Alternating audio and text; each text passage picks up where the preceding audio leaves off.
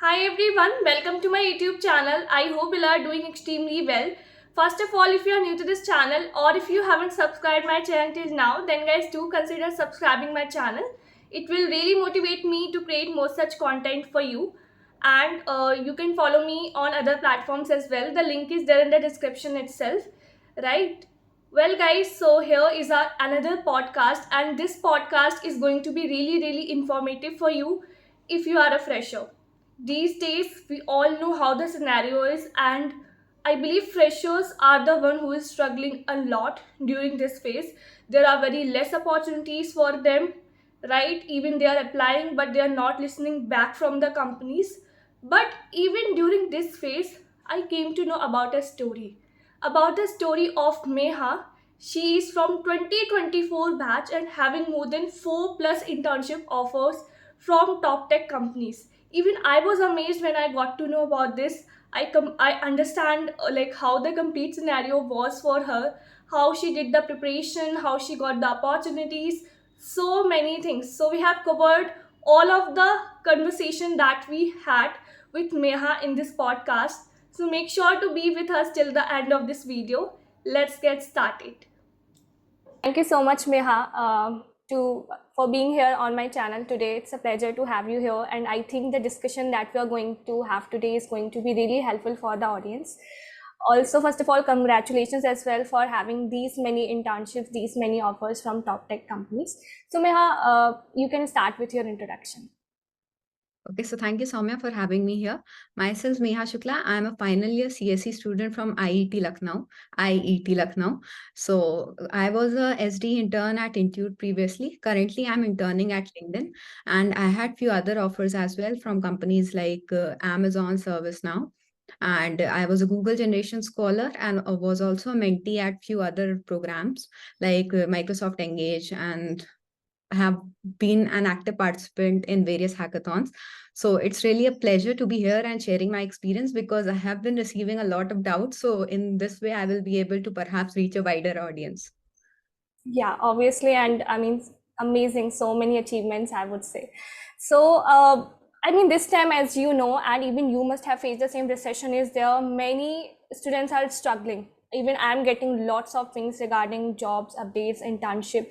So it's a very kind of hectic situation, I must say, for the student. Then how did you, I mean, having these many offers, even in this scenario, how did you manage? What was your strategy? So yeah. So I would say this process of starting searching internships did not start this year, but it's a long-term process. So how it all started was that I was very active on LinkedIn right from my first year. Okay. So in my first semester, when I saw, like, I was just entering the college and kind of enjoying things and getting to know what all things exist. And I opened LinkedIn and I saw people from first semester getting into scholarships, getting into GDSC and stuff like that. I did not even know such things existed. So that kind of gave me a kind of guilt feeling or regret that how did or why did I not know. And I saw people from my batch or people who were 2020 joinees only, they were also having significant amount of achievement. So that was a kind of turning point for me. So first semester I had kind of totally, I would say, enjoyed, I won't say wasted, but from the second semester I realized one thing, that I need to have this awareness, because the most important thing for especially people who apply off campus is awareness. Because if you miss out an opportunity just because you were not knowing about it, the guilt and regret of that is the maximum, I feel.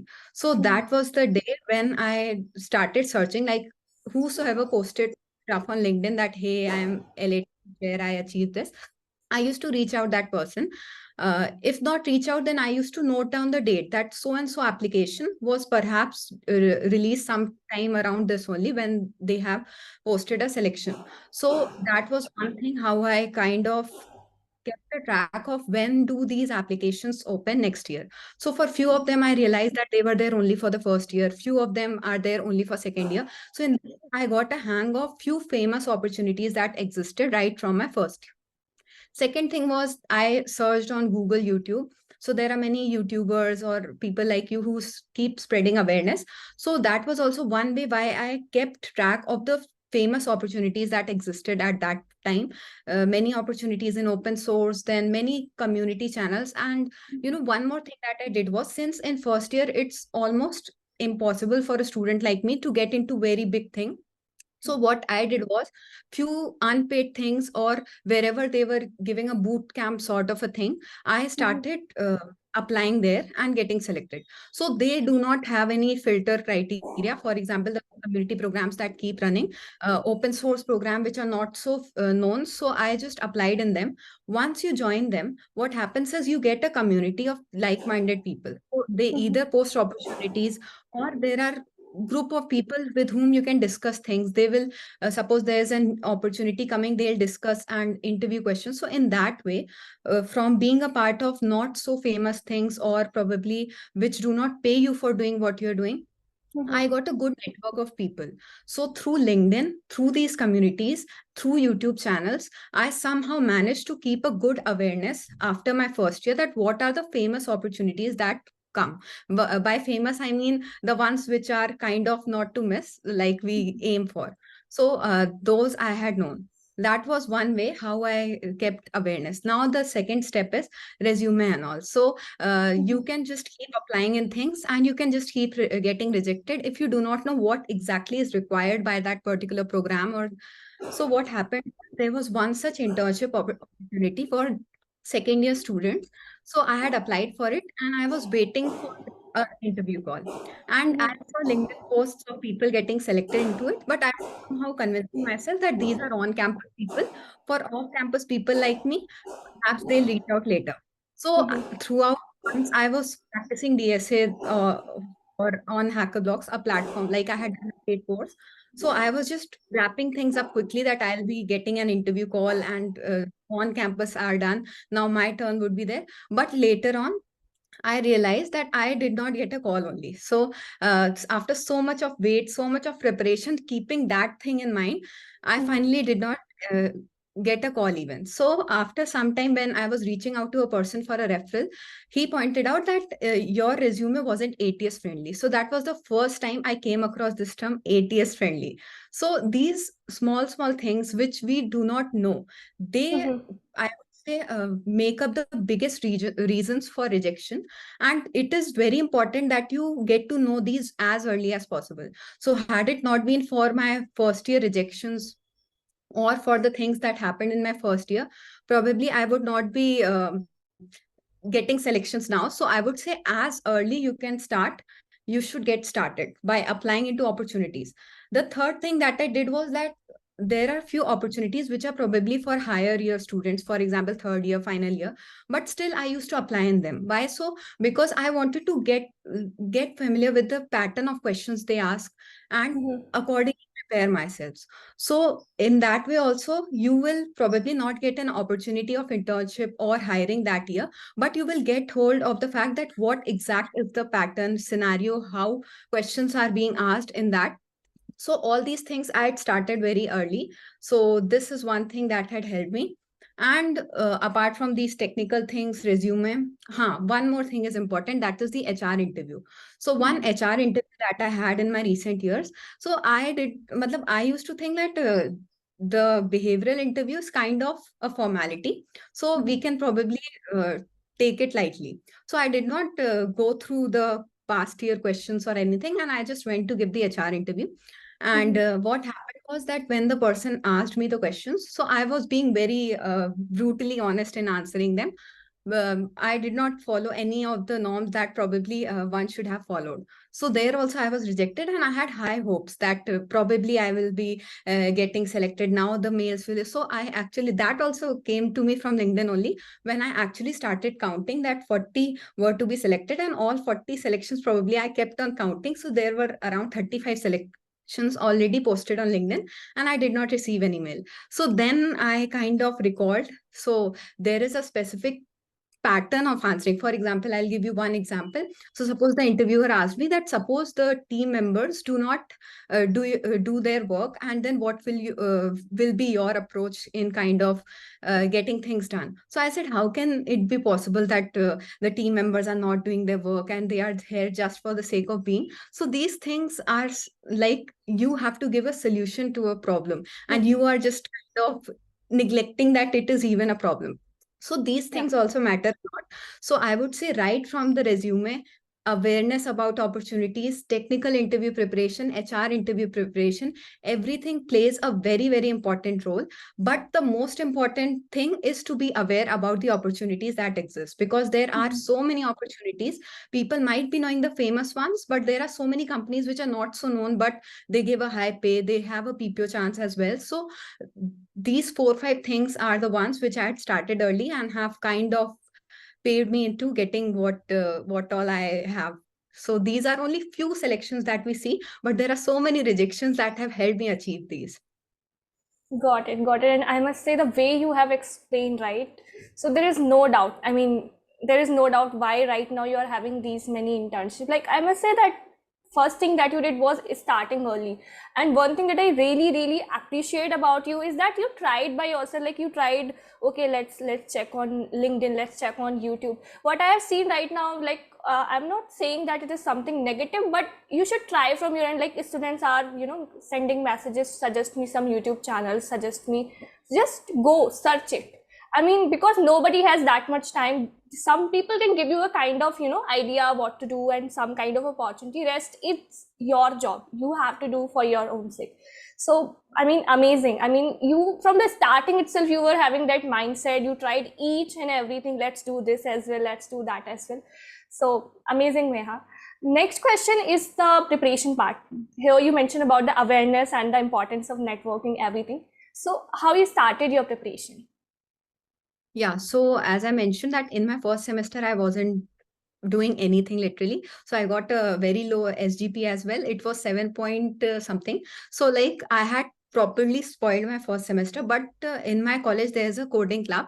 So there were people who were kind of actively practicing things, and they had kind of reached a level higher than me. So I Mhm. wasn't comparing myself, but moving to the second semester and by the end of the first year, I realized somehow I have to start coding as well. And people probably know more than me now. So Mhm. that was one moment of realization. And the second one was, as I said, I started being active in communities. So one such community where I joined, it was kind of a CP boot camp. So I had Mhm. joined, and the person over there was kind of explaining a tree problem. For me, tree was something I thought is very advanced topic, and probably fourth year or something would be good to go. But the person was expecting us to answer optimized approaches and be very active in the discussion. But for me, the tree topic itself was very new. And there were other first year or second year people as well. And probably they were also being able to answer. Few people were like me only. So that also kind of gave me a realization that I should get started with whatever it is. I came to know DSA, CP, and all of those. So the person only, like he was a mentor there, he suggested me to take up a paid course and then get started, because currently you probably do not know all the topics. So first Mhm. it is important that you get yourself enrolled, get that amount of discipline to kind of grasp all the topics, and then you can probably go on your own. So I followed his advice, I kind of did that paid course, and then there was this internship opportunity coming soon. So I was kind of very charged ki, after this course probably I'll practice these many topics more and then crack this interview. So all Mhm. these things served as a motivation for me. So I practiced on their platform only, the resources that they gave. And then when interviews came, so what I used to do, that suppose XYZ company has asked more topics from graph. So for Mhm. that time, I will be focusing more on graphs. So in this way, when interview came specifically, then I used to focus on a specific topic. Else my preparation was to complete the entire data structures which were there. And then, as I mentioned, for other stuff, so as and when you clear one round after the other, make sure that you change your preparation as well. For example, now you have cleared the technical round, you are moving to the HR round. So reach out to people asking how was their experience regarding the HR round. So you keep preparing yourself as and when you clear one stage after the other. Got it. So first thing that I learned from you, from your first answer, I would say this being awareness and networking part. The second thing from this one, I would say being consistent and being disciplined. So religiously, Yeah. you followed the course, you followed the advice as well, and you did the things. So again, coming up with the next question. So I mean, you have attended multiple interviews, faced selections, rejections as well, right? So I believe that you must be aware of the some frequent topics that one should brush upon if they're targeting these top tech companies from which you are holding the internship offers right now. So what are those topics, if you can specify?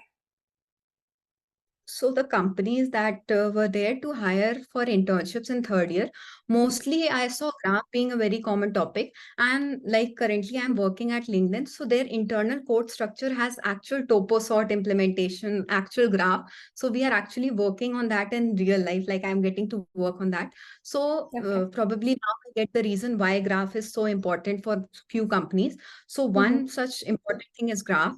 DP, like second question, mostly in the companies, if they want to kind of increase the difficulty level, they will either Mm-hmm. give a hard graph problem or a DP problem. So DP graph, and then few like if the first question the company wants to give an easier one, then string hash maps, they also play a very important role. Trees, BST. So I would say just because these topics are important, let's say graph, DP trees, do not just Mm-hmm. focus on these. At least your basics should be clear because especially the companies which hire early, like in the second year early months, at least they will focus more on the basic things, let's say tree, string, hash maps. So do not just skip on advanced data structures first, follow a pattern. And when you see that so and so company has released an opening and you have perhaps shortlisted for the interview, then you can follow these specific topics which the company focuses more upon. Got it. Got it. So, okay. One thing, this question, like this thing also I've heard from lots of students, and even sometime even I was answering the same. So, this thing, like, see, you when you are in a college, you have to, work this academics part as well. You have to do good in that part as well, right? In your academics as well. Then, other than this, you have, if you're preparing for the companies, you have to do, as you were like, you have done everything, I must say. So you were continuously participating in these many communities, boot camps, and then preparing for the internships and all. So how did you manage the time? How did you keep a track of all these things that, yeah, they are in balance? So for me, especially one thing that I would say is that I always wanted every month that I am in, I should have something technical to do as well, to learn. If nothing else, then I should at least be active in some or the other communities or either be involved in some hackathon or something. That is something I kept in at the back of my mind mandatorily. Apart Mm-hmm. from that, academics, like there's no specific answer, I think, to this, that how many hours one can give to academics and how many hours to this. But as we see, sometimes you will be prioritizing your academics. Suppose exams are there, you will be giving entire time probably to the end semester examinations. But when there's a hackathon submission, you will be giving your entire time to hackathon. So if there is a need of the hour, I will probably entirely ignore the academics, focus on this, or entirely ignore the tech part and focus on academics. But in general, I tried to balance both. So how did that happen? Mostly after the college time, I used to wake up late at night and focus on whatever I was a part of. And I remember days when there were, suppose, interviews with my end semester examinations. So I used to, suppose in our college, two mid semester exams used to happen on the same day. So there was a gap of 3 hours. So I Mm-hmm. used to give one exam, come back home, answer the interview or whatever it is, go back again to answer the second examination. So that is how I managed. But yeah, somewhere or the other, you Mm-hmm. some will be able to give less time, something more time. So it's not a perfect thing. Yeah. Like this semester, I somehow dropped my YGPA a little bit, but yeah, overall Yeah. it's manageable. Mm-hmm. Understood, understood. Sometimes it's a matter of priority, I would say. Okay, so right now, as you mentioned, you are working in LinkedIn. So if you can please specify what exactly your LinkedIn interview process was, like how you got the opportunity and then the rounds you have been through. Yeah. So for LinkedIn interview, I would say first interview is the technical interview process, and the Mm-hmm. second is your host manager round. So host manager round isn't exactly the HR round. It's more of technical round related to the projects and the work that you have done. So the first round, the technical one, it lasted around 1 hour, and the interview, there were two interviewers, and they clearly mentioned that we will be giving you two problems, and we expect you to complete it in 1 hour. So that Mm-hmm. was their expectation. So it's good to complete both the questions along with the, like, suppose you start with the brute force, code it, then optimized approach with the proper working solution, and then the space complexity, time complexity. The topics that they asked me, first one was BST based question, I would say medium, and the Mm-hmm. second one was question, which was a hard question. For other people also who were probably giving interviews, these were only the topics like graph, DP, trees. So they mostly revolve around these data structures. The second interview was a host manager round wherein I was asked technical questions related to my related to my projects. Got it. Got it. So, okay, the project thing you have mentioned. So, what do you feel? Is it like sometimes students are having doubts. So, what kind of project they should make? Is it the project actually play a major role? I mean, sometimes students are putting with normal simple projects which everyone is having, or some students are actually putting efforts and making something different. So, what was exactly the role of project? That do you think like yeah? So for me, I think the project part was simplified because I used to take part in hackathons. So Mm-hmm. each hackathon, if I'm not winning something out, at least I have a project ready. So they Yeah. brainstorm to design a kind of problem statement, which is actually solving something in real life. So you get a very good problem statement. You're working in team to kind of leverage that and build project. So if you're not getting any hiring opportunity from the hackathon, or you're not winning out something, at least you have a project ready for your resume. So my resume had two projects, two major projects, and both of them were such that if we go on in an interview, one project can take a discussion of 1 hour. Like they are so deep. So one was in that IIT Bombay's robotics hackathon, which is eYantra, and second was during this Microsoft Engage mentorship, the one that I had built. So I would say that if you start participating in hackathons, because I was a person who needs a reason to do something, so Mm-hmm. probably I was motivated enough to just learn a particular tech stack and build projects. I used to participate in hackathons, and they had given me enough projects to showcase. Got it, got it. So Meha, I believe, yeah, these were some of the questions that I was having to discuss with you, and these are frequently asked by the students. But again, right, your journey, I must say, it's very inspiring. So, do you have any advice that you want to share with your fellow mates or your juniors or the students who are right now struggling with the opportunities? Anything that you would like to add on? So very first advice is the awareness thing. So you need to be very active on networking platforms such as LinkedIn, these days even Twitter. So that is very important. Now what happens is we are probably aware of the famous opportunities that exist, but many people apply into it. So there are few Mm-hmm. companies that are not so known, but they also give very good, let's say, opportunities or exposure. So it's important that you keep on searching, reach out to the friends where companies come for on-campus hiring, and ask them which are the companies which are visiting their campus. Probably you can reach out off campus, cold mailing people on LinkedIn or on mails. Like if you will reach out to 100 people, we will definitely reply. So even Mm-hmm. I have done, I have been ghosted, I have received responses. So that's also a very good way. And being very active in all these hackathons, other stuff that just keeps on happening, because directly applying in an internship opportunity is a great way. But even if you get something out of these hackathons, an interview opportunity or OA opportunity, so that is also a clear cut way of how you are kind of surpassing a group of people, and your chances of selection are more. Got it, got it. I must say these are the important and the great points that you have specified. And again, it was a pleasure to have you here and having this great discussion with you. Thank you so much, Meha, for your time. Thank you so much.